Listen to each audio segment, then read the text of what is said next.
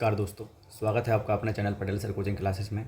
आज की इस अपनी क्लास में हम कवर करने वाले हैं प्राचीन भारतीय इतिहास के अंतर्गत एक बहुत ही इम्पोर्टेंट टॉपिक प्राचीन भारतीय इतिहास के अध्ययन के प्रमुख स्रोतों के बारे में, जिसके अंतर्गत हम सबसे पहले क्रमागत रूप से हम देखेंगे पुरातात्विक स्रोत के अंतर्गत इसके अभिलेखों के बारे में। इसके ठीक आगे हम देखेंगे स्मारक एवं भवन, और इसी क्रम में आगे हम देखेंगे पुरातात्विक स्रोत से जुड़े हुए जो सिक्के एवं मुद्रा हैं और उनके जो चलन थे उनके बारे में हम जानकारी साझा करेंगे। इसके ठीक आगे हम देखेंगे पुरातात्विक स्रोत से जुड़ी हुई जो मूर्तियाँ एवं चित्रकला हैं उसके बारे में हम इसी चैप्टर के अंतर्गत या इस वीडियो क्लासेस के माध्यम से हम कवर करने वाले हैं। ठीक है, चलिए देर न करते हुए शुरू करते हैं आज का अपना इम्पोर्टेंट टॉपिक प्राचीन भारतीय इतिहास के अध्ययन के प्रमुख स्रोत। सबसे पहले हम जानेंगे प्राचीन भारतीय इतिहास के अध्ययन के प्रमुख स्रोतों के अंतर्गत इतिहास के जो जनक हैं वो कौन हैं, वो हैं हेरोडेट्स। और ठीक इसी आगे देखेंगे हम इन्होंने जो पुस्तक लिखी थी, कौन सी पुस्तक लिखी थी, वो लिखी थी हिस्टोरिका। ठीक है, इतिहास से अतीत में मानव के द्वारा किए गए प्रयासों की एक अनुक्रमिक कथा है। इतिहास क्या है, वैसे हम जानते हैं कि हिस्ट्री क्या होता है। तो हिस्ट्री एक क्या होता है कि मानव के द्वारा जो किए गए पूर्व में किए गए जो प्रयास हैं उनकी एक अनुक्रमिक रूप से एक जो कथा है या वर्णन है उसके बारे में इसमें बताया गया है। इतिहास के आवश्यक एवं अनिवार्य अंग अतीत, सभ्य युग, मानव के द्वारा किए गए प्रयास तथा घटनाओं का एक अनुक्रमिक प्रसार है। या हम इस प्रकार से कहें कि इतिहास क्या है, तो इतिहास के जो आवश्यक एवं अनिवार्य अंग होते हैं, जैसे क्या होते हैं, अतीत होता है या सभ्य युग जो इससे पहले चले आ रहे हैं, मानव के द्वारा किए गए जो अथक प्रयास हैं या जो घटनाएँ हैं उनका एक अनुक्रमिक रूप से जो प्रसार है वो होता है इतिहास। इसी के ठीक आगे देखेंगे इतिहास में वह घटना जो संपन्न हो चुकी हैं, चाहे अभी वर्तमान में घटित हो रही हैं, चाहे सहस्त्र शताब्दियों पूर्व इतिहास का एक अंग बन जाती हैं। ठीक है, तो इतिहास में जो भी घटना चाहे अभी वर्तमान में हुई हो तो वो आगे आने वाले समय के लिए जो वर्तमान में जो घटनाएं हो रही हैं वो क्या बन जाएंगी, एक इतिहास का रूप ले लेंगी। और इस जैसे अभी जो इतिहास जो में के अंतर्गत जैसे अभी जो वर्तमान में चल रही जो घटना है जंतर मंतर, तो दिल्ली में जो जंतर मंतर की जो आंदोलन हो रहा है, यह भविष्य में आने वाले समय में हम लोग क्या कहेंगे कि इतिहास में एक घटना इस समय वर्ष 2026 के कार्यकाल में घटित हुई थी, तो बाद में यह एक ऐतिहासिक घटना के रूप में जानी जाएगी। आगे हम देखेंगे अध्ययन की सुविधा की दृष्टि से जो प्राचीन भारतीय इतिहास के जो स्रोत हैं उनको हमने दो भागों में बांटा है। ठीक है, जिसके अंतर्गत पुरातात्विक स्रोत और साहित्यिक स्रोत।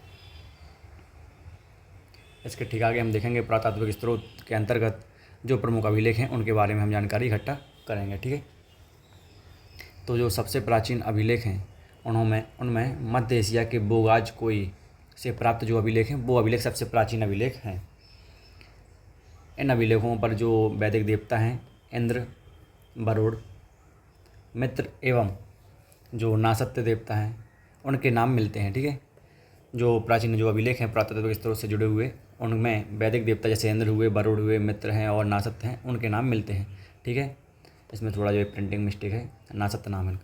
इनसे ऋग्वेद की तिथि एवं ज्ञात करने में भी सहायता मिलती है। ठीक है, जो प्राचीन अभिलेख हैं उनके द्वारा जो ऋग्वेद हैं उनकी जो वेद हैं, जैसे वेद जो 4 प्रकार के होते हैं, ऋग्वेद, यजुर्वेद, अथर्ववेद और सामवेद, तो इनमें से जो प्रमुख वेद है ऋग्वेद, इसकी तिथि ज्ञात करने में सहायता कहाँ से मिलती है, प्राचीन अभिलेखों से।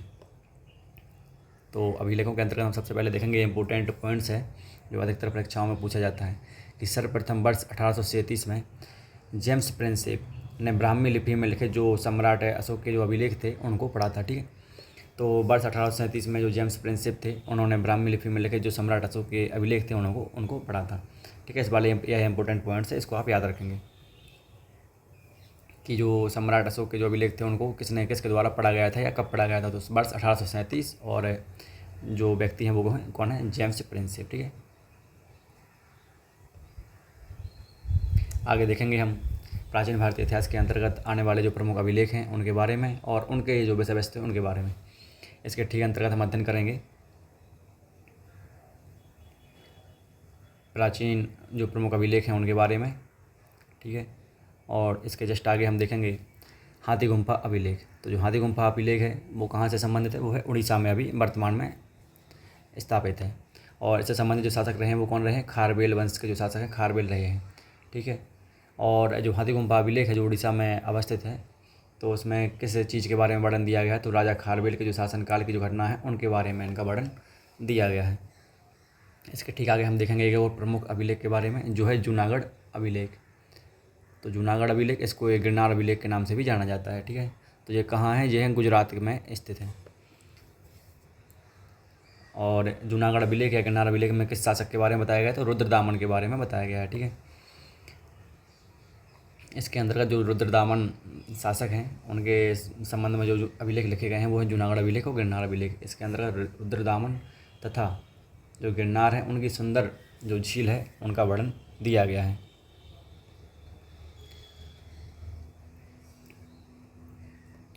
सॉरी, प्रिंटिंग मिस्टेक है। रुद्रदामन तथा गिरनार की जो सुदर्शन झील है उसका विवरण दिया गया है। आगे हम देखेंगे नासिक अभिलेख के बारे में। तो नासिक अभिलेख जो है वो कहाँ स्थापित है? वो है महाराष्ट्र में, ठीक है। अगर क्वेश्चन बनता है कि नासिक अभिलेख जो है वो कहाँ स्थापित है, तो वो है महाराष्ट्र में, ठीक है। आगे जो इनसे रचनाकार जो हैं वो हैं गौतमी बलश्री तथा वशिष्ठ पुत्र पुलवामी, ठीक है। तो नासिक अभिलेखों के जो रचनाकार हैं वो हैं गौतमी पुत्र जो बलश्री हैं वो तथा वशिष्ठ पुत्र जो है पुलवामी, दोनों क्या है इनके नासिक अभिलेख के रचनाकार हैं। इसके ठीक आगे हम देखेंगे कि नासिक अभिलेख में किसका वर्णन दिया गया है। तो वो गौतमी पुत्र जो सातकर्णी हैं उनसे संबंधित जो सातवाहनकालीन घटना है उनका विवरण दिया गया है नासिक अभिलेख के अंतर्गत। इसके ठीक आगे हम देखेंगे एक और प्रमुख अभिलेख, मोस्ट इम्पोर्टेंट अभिलेख जो है उत्तर प्रदेश की जो प्रमुख परीक्षाएं हैं या प्रतियोगी जो परीक्षाएं हैं उनकी दृष्टि से बहुत ही इंपॉर्टेंट क्वेश्चन बनेगा यहाँ से। प्रयाग स्तंभ अभिलेख यह कहाँ स्थापित है? तो यह है उत्तर प्रदेश में स्थापित है प्रयाग स्तंभ अभिलेख, ठीक है। इसके ठीक आगे हम देखेंगे कि प्रयाग स्तंभ अभिलेख किस शासक या संबंधित शासक कौन है इसके? तो वो है समुद्रगुप्त, ठीक है। तो प्रयाग स्तंभ अभिलेख जो समुद्रगुप्त शासक के बारे में बताया गया है जिसमें, तो उसमें गुप्त शासक जो समुद्रगुप्त हैं उनकी विजय, जो उनकी युद्ध वगैरह हुए हैं जिन युद्धों में उन्होंने विजय हासिल की है, उनकी विजयों के बारे में और उनकी जो नीतियाँ जो वो युद्ध के समय या राजनीति या प्रशासनिक अपने संचालन के लिए जो नीतियों का पालन करते थे या अपनाते थे जो नीतियों को, उनका विवरण दिया गया है इसमें। आगे देखेंगे हम ऐहोल अभिलेख के बारे में। तो जो ऐहोल अभिलेख है वो कहाँ स्थापित है? वो मध्य प्रदेश में स्थापित है। ऐहोल अभिलेख के अंतर्गत पुलकेशिन द्वितीय के बारे में बताया गया है, ठीक है। जो सम्राट पुलकेशिन द्वितीय हैं उनके बारे में बताया गया है ऐहोल अभिलेख के अंतर्गत। साथ ही साथ देखेंगे हर्षवर्धन एवं वातापी के जो चालुक्य शासक हैं पुलकेशिन द्वितीय, उनके मध्य जो युद्ध हुए हैं उनके विवरण भी इसमें दिए गए हैं ऐहोल अभिलेख के अंतर्गत। नेक्स्ट देखेंगे हम भीतरी स्तंभ लेख के बारे में। तो जो भीतरी स्तंभ लेख है एक और इम्पोर्टेंट प्रमुख अभिलेख है जो उत्तर प्रदेश में स्थापित है, ठीक है। इससे भी क्वेश्चन बन सकता है, आप इसको भी याद रखेंगे। तो भीतरी स्तंभ लेख जो है जो उत्तर प्रदेश में स्थापित प्रमुख अभिलेख है और इसमें स्कंदगुप्त जो प्रमुख शासक हैं उनके बारे में वर्णन दिया गया है, ठीक है।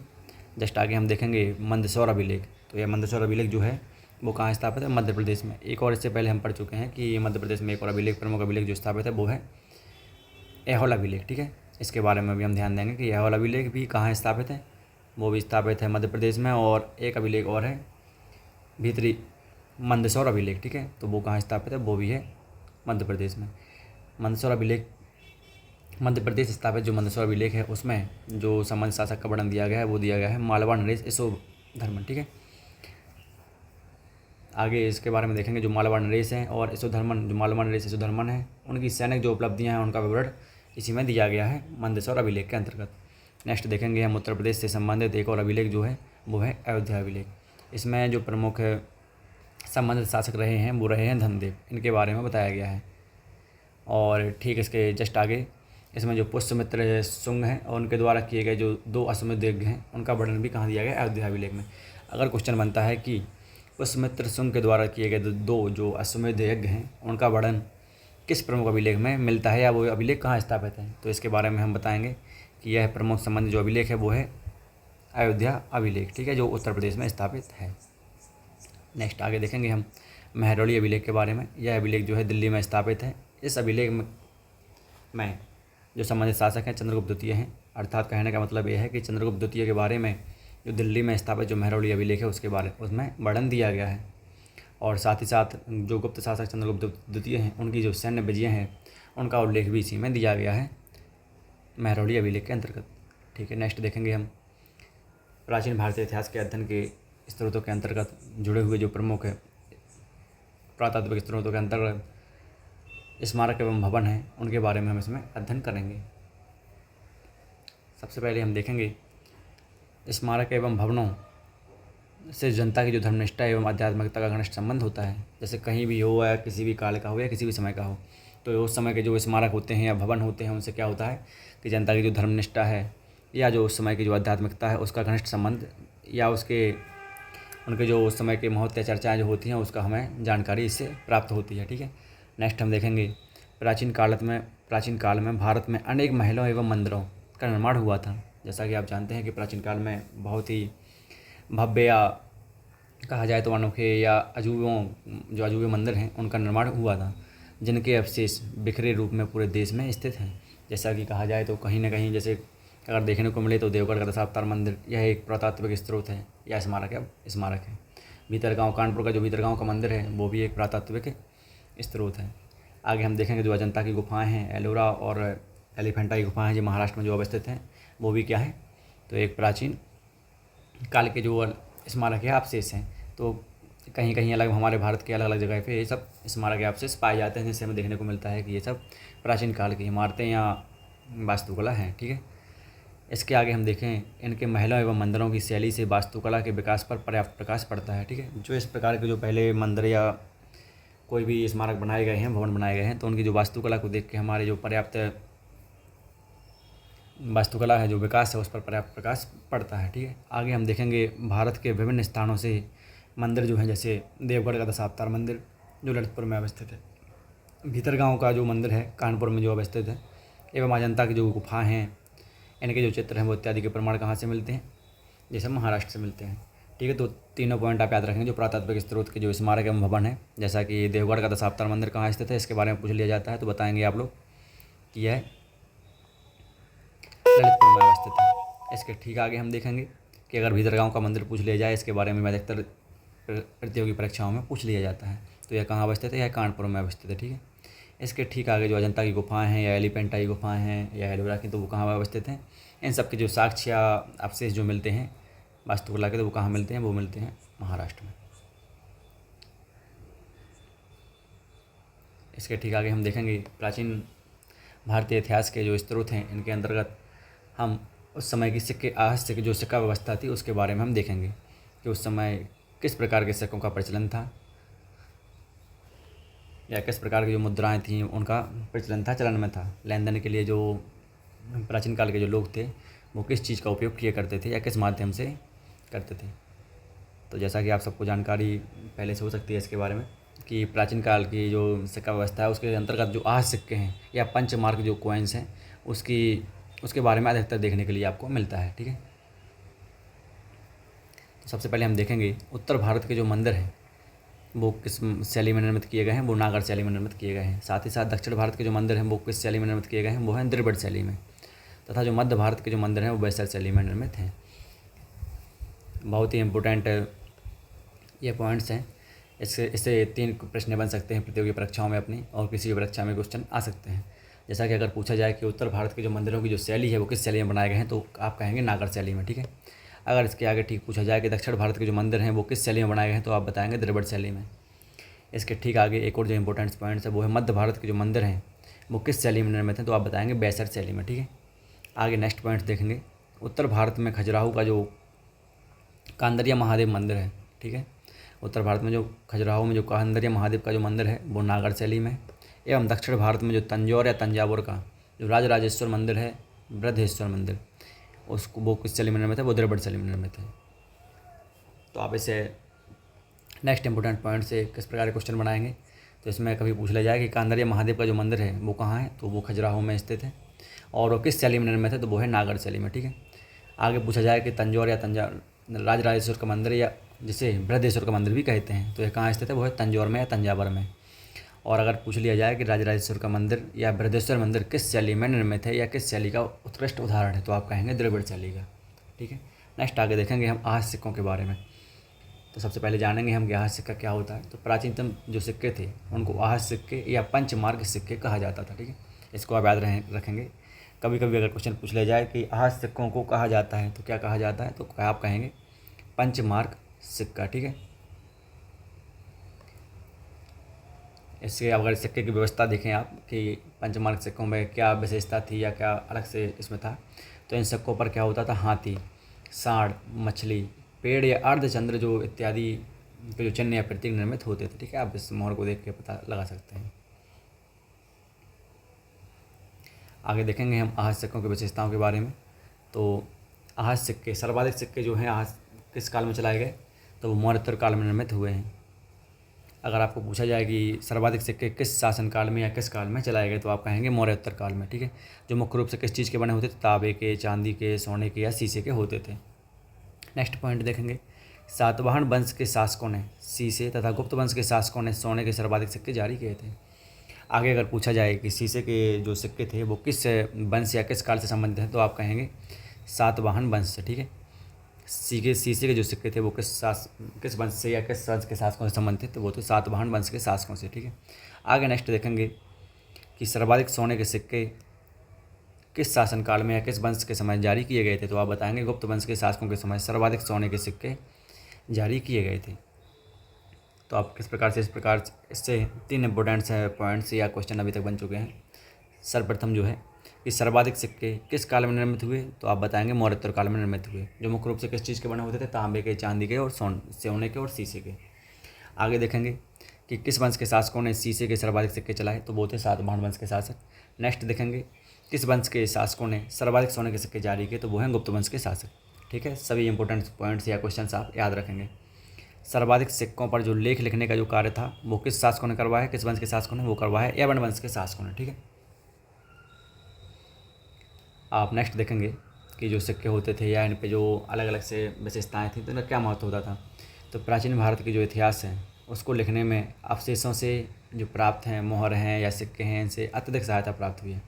हालांकि जो प्राचीन भारत का इतिहास है इसको लिखना बहुत जटिल या कठिन प्रक्रिया है थी, जिसको आप जाने अगर तो वो कहाँ से स्रोत या किस माध्यम से इन्होंने इकट्ठी की है सब जानकारी। तो जो उस समय की जो प्राचीन मोहरें थीं या उस प्रकार उस समय के जो सिक्के थे उनके माध्यम से, या जो उस समय के स्मारक भवन थे उससे इन सब ने जानकारी इकट्ठी करके प्राचीन भारतीय इतिहास के जो स्रोत हैं उनको लिखने में मदद की है। ठीक है, आगे देखेंगे इन मोहरों के माध्यम से ही जो तत्कालीन आर्थिक है एवं धार्मिक जीवन के बारे में पर्याप्त जानकारी मिलती है। जो उस समय की जो मोहरें थी या सिक्के थे उन पर बने जो चित्र या आकृति या जो भी थे, तो उनके माध्यम के से ही हमें उस समय की जो तत्कालीन आर्थिक व्यवस्था थी या धार्मिक जो जीवन था उनका, उसके बारे में जानकारी हमें मिलती है। आगे देखेंगे हम कि जो आहत सिक्के थे उनका प्रचलन कब प्रारंभ हुआ, वो हुआ था 5वीं ईसा पूर्व सदी में। आगे देखेंगे जो मौर्योत्तर काल था उनमें क्या होने लगा था, विभिन्न धातुओं के सिक्कों का निर्माण होने लगा था। ठीक, आगे जो सातवाहन काल है उसमें शीशे के सिक्कों का जो सर्वाधिक प्रचलन होता था। नेक्स्ट देखेंगे गुप्त काल।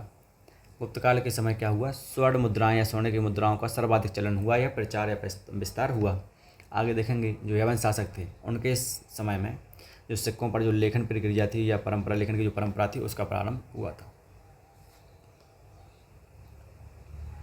नेक्स्ट देखेंगे हम प्राचीन भारत के अंतर्गत, जो प्राचीन भारत के इतिहास के जो प्रमुख स्रोत हैं उनके अंतर्गत मूर्तियाँ एवं चित्रकला। ठीक है, इसमें थोड़ी प्रिंटिंग मिस्टेक है, आप इसको समझ लेंगे। मूर्तियाँ एवं चित्रकला के बारे में हम इसमें जानकारी साझा करेंगे। देखेंगे हम जो हड़प्पा एवं मोहनजोदड़ो हैं उनसे प्राप्त जो मिट्टी की मोहरें थीं और मिट्टी की मोहरों पर जो निर्मित धार्मिक चित्र थे या प्रतीक थे, उस समय की धार्मिक स्थितियों का ज्ञान उसी चीज़ से होता है। ठीक है, कि जो हड़प्पा एवं मोहनजोदड़ो जो पुरातात्विक स्थल हैं इनसे प्राप्त जो मिट्टी की मोहरें हैं, जो मिट्टी की मोहरें प्राप्त हुई हैं उस पर जो निर्मित धार्मिक चित्र थे या प्रतीक थे, उन्हीं के माध्यम से हमें उस समय की जो धार्मिक स्थितियाँ हैं कि वो किस धर्म को मानने वाले थे या किस चीज़ में आस्था या विश्वास रखते थे, उस समय की जानकारी हमें इसी चीज़ से होती है। आगे देखेंगे हम मूर्तियाँ एवं चित्रकला के बारे में। तो प्राचीन भारतीय के इतिहास में जो मूर्तियाँ हैं उनका निर्माण कार्य संभवतः कुषाण काल से प्रारंभ ही हुआ है। तो हम जानेंगे, अगर यह क्वेश्चन पूछ लिया जाता है कि सर्वप्रथम जो मूर्तियों को जो निर्माण कार्य है वो संभवतः किस काल से या कब प्रारंभ हुआ है, तो आप लिखेंगे संभवतः कुषाण काल से। ठीक है, आगे हम देखेंगे जो गांधार कला की जो मूर्तियाँ हैं वो वैदेशिक तथा मथुरा कला की जो मूर्तियाँ हैं पूर्ण रूप से स्वदेशी हैं। ठीक है, तो जो गांधार कला की जो मूर्तियाँ होती थी वो वैदेशिक थीं तथा जो मथुरा कला की जो मूर्तियाँ होती थी वो पूर्ण रूप से स्वदेशी होती थी। अर्थात इनमें चित्रकारी या जो कला, इनमें जो चित्र या प्रतीक थे उनसे जानकारी मिलती थी कि जो गांधार कला की जो मूर्तियाँ थीं वो वैदेशिक रूप से पाई जाती थी तथा मथुरा कला की जो मूर्तियाँ थीं वो पूर्ण रूप से स्वदेशी थीं। आगे देखेंगे हम गांधार कला। गांधार मूर्तिकला शैली में मुख्यतः बुद्ध की मूर्तियाँ यूनानी देवता अपोलो के समान बनाई गई हैं। तो जो गांधार मूर्तिकला शैली है जो मुख्य रूप से वैदेशिक विशेषताओं से संबंधित थी, उसमें मुख्यतः जो बुद्ध की मूर्तियाँ हैं यूनानी देवता अपोलो के समान बनाई गई हैं। मथुरा कला भरूच एवं सांची की कलाओं के साथ निकटतम रूप से संबंधित है। आगे जो मथुरा कला है जो पूर्ण रूप से स्वदेशी कला थी, तो जो भरूच एवं सांची के जो स्तूप हैं उनकी कलाओं से निकटतम संबंध रखती है। आगे देखेंगे हम अमरावती, बोधगया, भरूच एवं सांची की जो मूर्ति कला है उनमें जनसाधारण के जीवन की सजीव झलक देखने को मिलती है।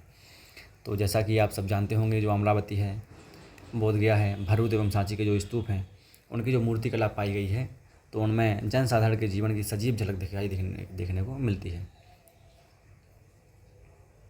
आगे देखेंगे अजंता में स्थित बोधिसत्व पद्म पाणी का चित्र सर्वाधिक प्रसिद्ध है तथा प्रायः चित्रकारी है। आगे देखेंगे अजंता के चित्रों में मनोभावों की एक सुंदर झलक देखने को मिलती है। जैसा कि हमने बताया कि जो अजंता के जो चित्र हैं उस समय जो चित्रकार थे या चित्रकारी करने वाले जो व्यक्ति थे, उन लोगों में इस खासकर ये विशेषता थी कि वो जो निर्जीव या तो मूर्ति या कोई विषय वस्तु है, हालांकि इसमें भी इस प्रकार से इसको सजाते थे या बनाते थे या निर्माण करते थे कि उसमें बिल्कुल सजीव की तरह उसमें जान डाल देते थे। आगे देखेंगे जो उस समय की जो मिट्टी की मोहरें थीं उस पर क्या होता था, पशु की आकृति बनी होती थी अधिकतर, उस पर धार्मिक प्रतीक भी बने हुए होते थे, उस पर अनेक प्रकार की जो लिपियाँ हैं या चिन्ह हैं वो भी उस पर बनाए जाते थे, जिससे हमें उस समय के जो पशु वगैरह है जिसको वो पालते थे या जिससे उन्हें लगाव होता था उसके बारे में हमें जानकारी मिल जाती है। आगे देखेंगे जो उनके धार्मिक प्रतीकों के माध्यम से जो मिट्टी की मोहरें थीं या जो उस समय के सिक्के थे उस पर जो बने होते थे धार्मिक चित्र या प्रतीक, तो उससे हमें जानकारी मिलती थी कि वो किस धर्म में आस्था या विश्वास रखते हैं। आगे जो उस समय की जो लिपि या चिन्ह जो उस पर लिखे होते थे उनसे हमें जानकारी कर पाते थे कि उस समय के लोग जो किस प्रकार की भाषा को समझने वाले थे या लिखने वाले थे। आगे हम देखेंगे इससे प्राचीन भारतीय इतिहास की जो प्रमुख स्रोतों के अंतर्गत मूर्ति एवं चित्रकला से संबंधित जो प्रमुख बिंदु हैं उनके बारे में।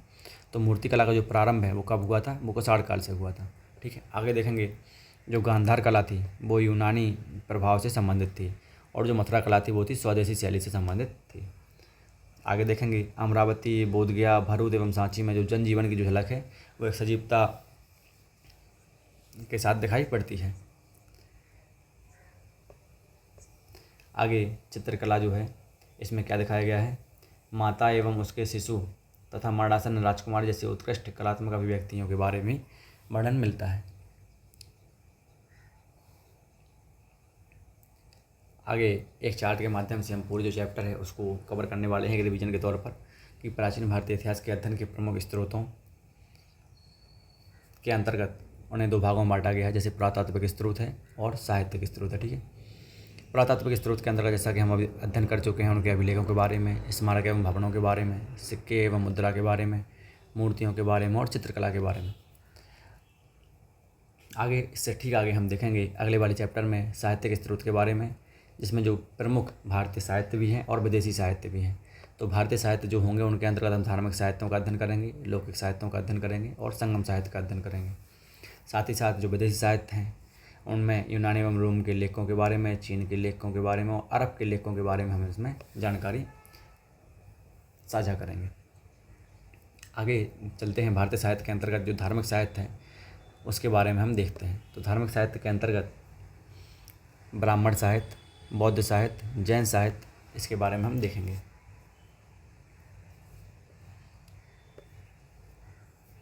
जैसा कि आप सबको पता होगा जो बौद्ध साहित्य से जुड़े हुए त्रिपिटक हैं इनके बारे में हम जानेंगे। विनय पिटक के बारे में, अभिधम पिटक, सूत्र पिटक, बुद्ध चरित्र, मिलिंद पन्हु और इनके बारे में हम जानकारी साझा करेंगे। आगे जैन साहित्य के अंतर्गत हम कल्प सूत्र, भगवती सूत्र, परिशिष्ट परिवर्तन, इसके बारे में हम जानकारी इकट्ठा करेंगे। आगे देखेंगे हम धार्मिक साहित्य के अंतर्गत जो उस समय कुछ ग्रंथ वगैरह लिखे गए अलग अलग विद्वानों के द्वारा, तो उनके बारे में हम जानकारी देखेंगे। आगे इसमें जो प्रमुख धार्मिक साहित्य है वो है पाणिनि का अष्टाध्यायी। इसके बारे में पूछ लिया जाता है कि अष्टाध्यायी किसके द्वारा कृत या रचित है, तो वो है पाणिनि के द्वारा। आगे जस्ट आगे इसके हम लोग देखेंगे कि जो चाणक्य के द्वारा लिखी गई है, या चाणक्य को भी क्या कहते हैं, कौटिल्य भी कहते हैं। तो चाणक्य या कौटिल्य का जो प्रमुख है वो कौन सा ग्रंथ है, वो है अर्थशास्त्र। आगे कालिदास के द्वारा जो लिखी गई हैं वो क्या है, अभिज्ञान शकुंतलम, मालविकाग्निमित्रम, रघुवंशम, मेघदूत। इसके ठीक नेक्स्ट हम देखेंगे जो प्रमुख जो धार्मिक साहित्य के अंतर्गत जो वेद रहेंगे उनके बारे में हम इसमें अध्ययन करने वाले हैं। तो प्रमुख वेद जैसा कि आप सबको पता है कि 4 होते हैं, जिसमें सर्व प्रमुख जो वेद है वो है ऋग्वेद, यजुर्वेद, सामवेद और अथर्ववेद। इनसे संबंधित हम जो ऋषि रहेंगे उनके बारे में भी हम इसमें जानेंगे। आगे नेक्स्ट देखेंगे हम जो प्रमुख ब्राह्मण ग्रंथ हैं उनके बारे में, जैसा कि ऐतरेय ब्राह्मण ग्रंथ है, कौशिकी है, शतपथ है, तैत्तिरीय है, पंचवेश है, षड्वेश है और गोपथ। इन सब ब्राह्मण ग्रंथों के बारे में हम अध्ययन करने वाले हैं। आगे देखेंगे प्रमुख आरण्यक के बारे में, जैसा कि ऐतरेय, कौशिकी, बृहदारण्यक, तैत्तिरीय, मैत्रायणी, इन सभी के बारे में हम इसमें अध्ययन करने वाले हैं। आगे देखेंगे प्रमुख उपनिषदों के बारे में, तो जिसमें ईश है, कठ है, कंठ है और श्वेता है। इन सब उपनिषदों के बारे में हम अध्ययन करेंगे। प्रमुख जो वेदांग हैं, हालांकि आप सबको पता होगा कि वेदांगों की जो संख्या है वो 6 है। तो उनके अंतर्गत हम शिक्षा, कल्प, व्याकरण, निरुक्त, छंद और ज्योतिष इन सब के बारे में अध्ययन करने वाले हैं। इसके ठीक नेक्स्ट हम देखेंगे जो प्रमुख उपवेद हैं उनके बारे में अध्ययन करेंगे। तो प्रमुख जो उपवेद हैं वो 4 प्रकार के होते हैं, आयुर्वेद, धनुर्वेद, गंधर्व वेद और स्थापत्य वेद। नहीं, वो गलत हो गया थोड़ा, आयुर्वेद, धनुर्वेद, गंधर्व वेद और शिल्प वेद। ठीक है, प्रिंटिंग मिस्टेक है। आप देखेंगे उपवेद 4 प्रकार के होंगे, आयुर्वेद, धनुर्वेद, गंधर्व वेद और शिल्प वेद।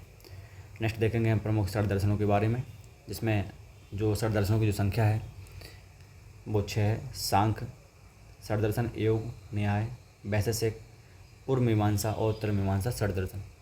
आगे देखेंगे हम प्रमुख महाकाव्यों के बारे में, जैसा कि महाभारत और रामायण, इनके रचयिताओं के बारे में हम जानेंगे। आगे देखेंगे हम प्रमुख पुराणों के बारे में, मत्स्य पुराण, वायु पुराण, विष्णु पुराण, शिव पुराण, भागवत पुराण आदि। प्रमुख स्मृति ग्रंथों के बारे में हम जानेंगे, मनुस्मृति, नारद स्मृति और याज्ञवल्क्य स्मृति। ठीक है, इसी के साथ आज का जो अपना टॉपिक था प्राचीन भारतीय इतिहास के अध्ययन के स्रोतों की प्रमुख